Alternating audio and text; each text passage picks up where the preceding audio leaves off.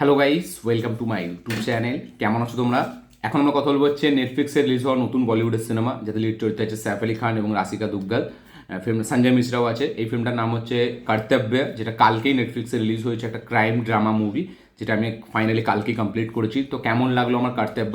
এই ডিরেক্টর এর আগে ভক্ষক ভূমি পেডনেকারকে নিয়ে, যেটাও রেড চিলিসি প্রডিউস করেছিল। আচ্ছা, আমাদের মালিক, যেটা রাজকুমার রাও, ওই সিনেমাটাও ও বানিয়েছে। তো মালিকটা আমি দেখিনি, রাজকুমার রাওয়েরটা। ওটা একটা কমার্শিয়াল অ্যাটেম্প্ট ছিল। বাট পুলকিত এই জোনে, এই ক্রাইম ড্রামা জোনে কিন্তু সে ভালো মানে অপারেট করে। ভক্সাকে আমি দেখেছি, ভক্সাকে আমার বেশ ভালোই লেগেছিলো ফিল্মটা। ওটা রিয়েল ইনসিডেন্ট থেকে ইন্সপায়ার্ড ছিল। এই ফিল্মটা রিয়েল ইনসিডেন্ট থেকে ইন্সপায়ার্ড নেই, এটা একটা জাস্ট একটা ফিকশন ফিল্ম আমরা দেখতে পাচ্ছি। কর্তব্য সিনেমাটা কমপ্লিট করলাম। কেমন লাগলো ভিডিওর মধ্যে কথা বলবো, চলো ভিডিওটা শুরু করা যাক। এক লাইনে যদি এই ফিল্মটা আমি রিভিউ করি, এই ফিল্মটা আমার একটা ঠিকঠাক ফিল্ম লেগেছে। মানে এটা আমার খারাপ লাগেনি, আর কোথাও যে ব্যাপক একটা লেগেছে বা আউট অফ দ্য বক্স কিছু পেয়েছি এরকম না। ট্রেলার দেখে মনে হচ্ছিল ফিল্মটা বেশ ভালো একটা দিকে যাবে, বাট এই ফিল্মটা অতটা ভালোভাবে মানে ডিরেক্টর পুল আপ করতে পারেনি। ফিল্মটার যে স্টোরিটা, সেটা মাঝখান থেকে মেন যে প্লটটা আপনাকে দেখালো একদম প্রথমেই, সেটা আপনি কিছুটা টাইম পর গিয়ে সেটা জাস্ট কোনো মানে আপনি কারণ দেখতে পাবেন না। সেটা মনে হবে যে মানে প্লট থেকে সরে গেছে। সেটার কোনো এক্স্যাক্টলি যে একটা রিজন বা একটা এফেক্ট যে আপনি দেখবেন, সেটা কিন্তু কোথাও গিয়ে আপনি দেখতে পাবেন না। এটা গল্পটা হচ্ছে যে একটা ঝিমলি শহরে, একটা আমাদের ঝিমলি বলে একটা স্টেট আছে, যেখানে আমাদের একটা অনেস্ট পুলিশ অফিসার আছে, একজন এইচএচও, যে সাইফ আলি খান যে রোলটা প্লে করেছে, পাওয়ান মালিক।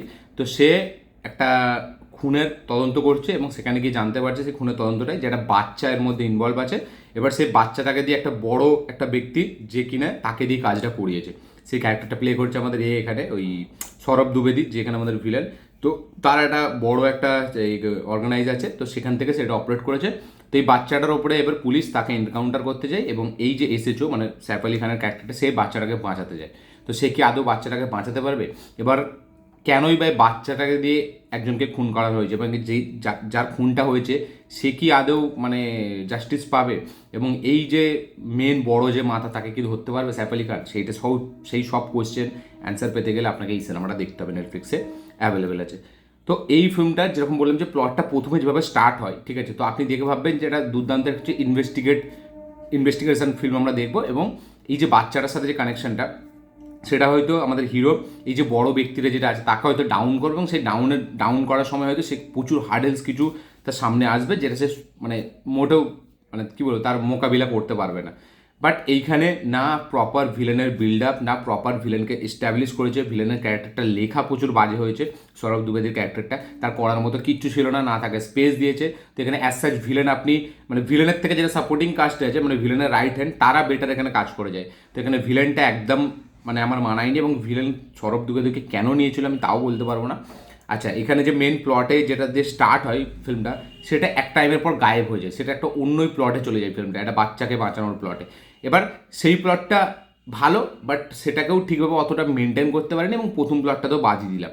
তো ফিল্মটা যেটা দরকার মেন ইনভেস্টিগেশনটা, সেই ইনভেস্টিগেশনটা কোথাও আপনি কানেক্টিভ হবে না, এবং ইনভেস্টিগেশনটা কোথাও আপনাকে বিলিভেবল মনে করাবে না, ঠিক আছে। এবং খালি সিনেমাটার মধ্যে খালি কথাবার্তাই হয়ে যাচ্ছে। একদম লাস্টে গিয়ে যে টুইস্টটা আসে, সেটা খুব শকিং, সেটা খুব ডেঞ্জারাস, এবং সেটা আপনার মনে করাবে যে সবথেকে কাছের লোকটাও আপনাকে যে কোনো মুহূর্তে ছুরি মেরে দিতে পারে। তো এই যে জিনিসটা একমাত্র ওই ক্যারেক্টারটা ছাড়া, যে ক্যারেক্টারটার নাম আমি বলবো না, ঠিক আছে, তো ওই ক্যারেক্টারটা যে টুইস্টটা আসে, সেটা আমি একটা টাইমে প্রেডিক্ট করে ফেলেছিলাম খুব ইজিলি, ঠিক আছে, এবং সেটাই হয়েছে। এবং আপনারাও প্রেডিক্ট করে নেবেন, যারা সিনেমা দেখেন বা দেখেন না, আপনারাও বুঝে যাবেন যে কে অ্যাকচুয়ালি মেন কালপ্রিট। তো সেটা যেভাবে আসে গল্পের মধ্যে প্রেডিক্টেবল হলো, সেটা কিন্তু দেখে খুব মানে আপনাকে ভাবাবে যে মানে সব আস্তিন কা সাঁপ বা ঘরের সত্য বিভীষণ যে কথাটা হয়, সেইটা এই ফিল্মটার সাথে ভালো যায়। তো সেটাকে যেভাবে দেখিয়েছে, এবং এখনও মানে এই যে কালচার, যে উঁচু নিচু জাতির মেয়ের সাথে বিয়ে হলে তাকে মেরে দেওয়া হবে, মেরে পুঁতে দেওয়া হয়, তাকে কেটে ফেলা হয়, ছেলে মেয়েকে, যে এইসবের যে ব্যাপারটা একটা কালচার, সেটাকে এখনও দেখিয়েছে। যেটা আগে হতো, এখন হয়তো অনেক জায়গায় হয়, সেই জিনিসটাকেও এখানে অ্যাড্রেস করেছে। অ্যাট দ্য সেম টাইম এখানে এই যে মানে কি ধর্মের নামে যেরকম মানে কালোবাজারি কারাপশান যেভাবে হয়, তো সেটাকেও এখানে দেখিয়েছে। তো আর তার পাশাপাশি মানে কারাপশান কীভাবে মানে একটা বড় লোকের হাতে কীভাবে কন্ট্রোল করে একটা কারাপশান, মানে পুরো কারাপশান সিস্টেমটা কীভাবে একটা বড় লোক ব্যক্তি সে কন্ট্রোল করে এবং যারা নিচের তারা কিছু করতে পারে না, এই যারা নর্মাল অনেস্ট পুলিশ অফিসার, তো সেইগুলো এখানে অ্যাড্রেস করেছে। তো অনেক কিছু এখানে দেখিয়েছে যেগুলো আপনি দেখে খুব ইজিলি বুঝতে পেরে যাবেন, বাট সেগুলো যে পে অফ, সেগুলো যে এক্সিকিউশন, সেগুলো যে প্রেজেন্টেশন, সেগুলো হেভিভাবে করতে পারে। ঠিক আছে, এখানে এই যে বললাম যে মেন যে কালপিটটা টুইস্টটা আমরা আসে, সেই টুইস্টটা ভালো লাগবে আপনাকে, বাট টুইস্টের আগে ঠিক আছে যে একটা দারুণ বিল্ড আপ করা স্টোরিটাকে, বা এই যে ইনভেস্টিগেশন হচ্ছে যেখানে সে হার্ডেলসগুলো ফেস করছে, এই ভিলেন্সে মানে কোনোভাবে তাকে জিততে দিচ্ছে না হিরোকে। তো যেটা আমার মনে, যেমন আপনি ওই যে ফিল্মটা এসেছিলো যেটা নেটফ্লিক্সে দিবাক দোবরিয়াল ছিল আর আমাদের ছিল, ওই নামটা ভুলে যাচ্ছি আমি, যে 12 ফেলদের যে হিরোটা, তো ওই ফিল্মটা আমার অতটা ভালো লাগেনি। ঠিক আছে, ওই ফিল্মটা রিয়েল ইনসিডেন্ট থেকে বেস্ট ছিল, বাট ওই ফিল্মটা ক্লাইম্যাক্সটা আপনাকে শক করে দেবে একদম।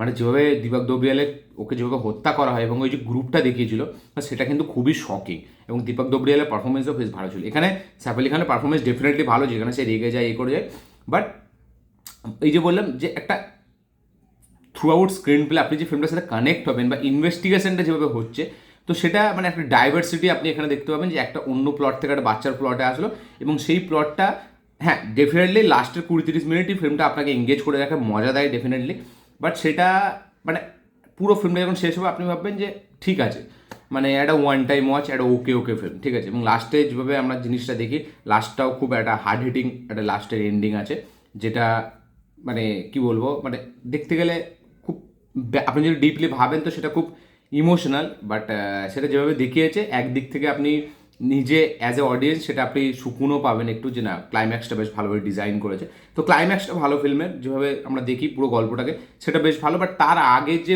সেট আপটা, তার আগে যে মানে ইনভেস্টিগেশন, বা তার আগের যে হিরো ভার্সেস ভিলেনের যে টাসেল, সেটা আপনি কোথাও ফিল করতে পারবেন না, এবং সেটা নেই ও ফিল্মের মধ্যে। তো কর্তব্যে আমার জন্য একটা ডেফিনেটলি পারফরমেন্স বেশ ভালো, সাইফ আলি খানের পারফরমেন্স বেশ ভালো। আচ্ছা, এখানে যে বন্ধুটার যে ক্যারেক্টারটা প্লে করেছে সেও বেশ ভালো, এবং তার যখন আসল রূপটা আসে সেটা তো আরও মানে মানে ডেঞ্জারাস একদম ফিল করাবে আপনাকে। তো এইগুলো বেশ ভালো। বাকি ওভারঅলে মানে আপনার একটা বিশাল যে ব্যাপক ফিল্ম আপনি দেখে নিলে এরকম মনে হবে না, একটা ওয়ান টাইম ওয়াচ ডিসেন্ট একটা ফিল্ম, যে ফিল্মটা কারাপশন এবং অনেস্ট পুলিশ অফিসার এই দুজনকেই দেখাচ্ছে, ঠিক আছে, যে এদের দুজনের মধ্যে লড়াই, তো কে জিতবে আলটিমেট সেটা দেখতে গেলে এই ফিল্মটা দেখতে হবে। তো ক্লাইম্যাক্স ভালো, লাস্টে 20-25 মিনিট ফিল্মটা এঙ্গেজ করে রাখবে আপনাকে, এবং যেভাবে টুইস্টটা আসে সেটাও বেশ ভালো লাগে, টুইস্টের যে পে অফটা সেটাও বেশ ভালো লাগে। তো ওভারঅল সব কিছু মিলে একটা one time watch decent film, মানে এর থেকে ভাগশাককে আমি এগিয়ে রাখবো ফিল্ম হিসাবে পুলকিতে, মালিক তো আমি দেখিনি, বাট এটা একটা খারাপ ফিল্ম না, এটা আমি বলবো এটা একটা খারাপ ফিল্ম না। ডেফিনেটলি ফিল্মের মাঝখানটা পুরো ঘেঁটে যায়, মানে আপনি কোথাও গিয়ে ফিলই করতে পারবেন না যে একটা মার্ডার হয়েছে, সেটা ইনভেস্টিগেশন চলছে, ঠিক আছে। তো সেটা আপনি আর খুব মানে যেখানে আপনি ভাবেন যে ফিল্মটা খুব হার্ড হবে, খুব ইমোশনাল হবে, সেখানে ফিল্মটা খুব ইজি চলে যায়, যেটা খুব মানে শকিং, ঠিক আছে। লাস্টের দিকে মানে যেটা খুব খারাপ, শকিং বলছি, যেটা খুব খারাপ, লাস্টের দিকে যেটা ভাববেন সেটাই একমাত্র হয়। তো ওভারঅল এই ছিল আমার রিয়াকশন, এই ছিল আমার রিভিউ ফিল্মটাকে নিয়ে। আপনাদের কি বক্তব্য, কি মতামত, কি রিয়াকশন, যদি দেখে থাকেন অবশ্যই লিখে জানাবেন, যারা দেখেননি তারাও অবশ্যই লিখে জানাবেন, দেখে অবশ্যই লিখে জানাবেন আপনাদের কি বক্তব্য, কি মতামত, কি রিয়াকশন। তো ফিল্মটা ভালো ডেফিনেটলি, বাট একটা ওয়ান টাইম ওয়াচের মতো ফিল্ম। তো দেখুন আপনারা, দেখে কমেন্ট করবেন। এই ছিল আমার ভিডিও, দেখা হচ্ছে পরের ভিডিওতে, ততক্ষণের জন্য বাই।